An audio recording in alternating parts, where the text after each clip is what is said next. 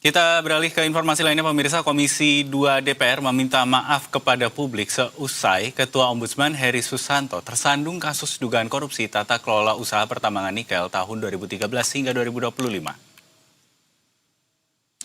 Wakil Ketua Komisi 2 DPR Zulfikar Arse Sadikin menanggapi penetapan tersangka Ketua Ombudsman RI Heri Susanto oleh Kejaksaan Agung.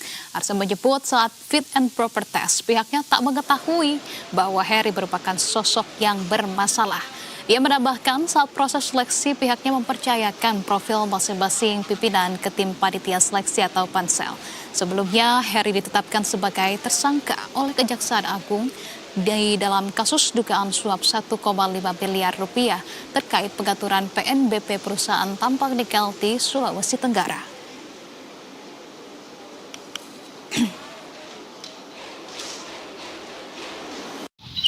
Satu, kami dari Komisi 2 prihatin apa yang terjadi dengan Ketua Ombudsman Republik Indonesia, dan mari peristiwa ini kita jadikan pelajaran untuk kita semua, terutama para penyelenggara negara, agar tidak terus-menerus ada kejadian berulang seperti ini.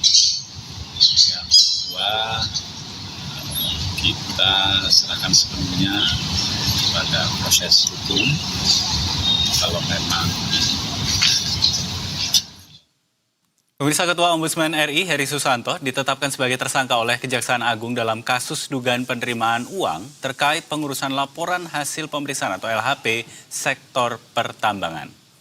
Ya, ironisnya pemirsa, penetapan tersangka ini terjadi hanya 6 hari setelah ia resmi dilantik.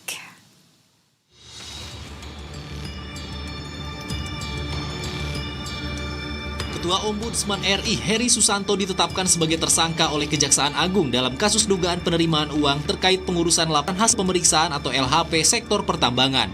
Ironisnya, penetapan tersangka ini terjadi hanya 6 hari setelah ia resmi dilantik. Demi Tuhan, saya berjanji bahwa saya...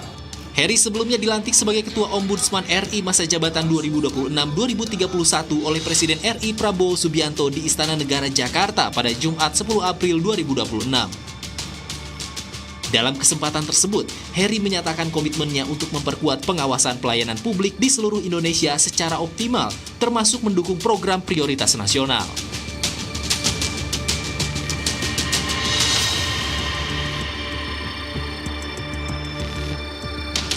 Pembenahan internal, bahwa ada banyak hal di internal Ombudsman yang mesti diperbaiki, diantaranya struktur, SDM, dan anggaran, yang mana Ombudsman dirasa masih berjarak dengan pemerintah.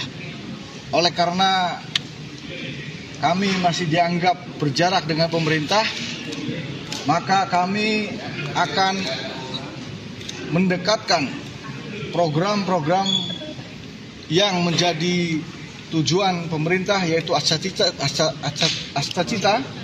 untuk bisa dilaksanakan sebaik-baiknya. Komitmen tersebut berbanding terbalik dengan perkembangan hukum yang terjadi pada Kamis 16 April 2026. Tim penyidik Jaksa Agung Muda Tindak Pidana Khusus atau Jampitsus menangkap Heri di kediamannya di Jakarta. Ia kemudian dibawa ke Gedung Bundar Kejaksaan Agung untuk menjalani pemeriksaan intensif dan ditetapkan sebagai tersangka sekaligus ditahan selama 20 hari ke depan terkait kasus pertambangan. Tim Liputan, Berita 1.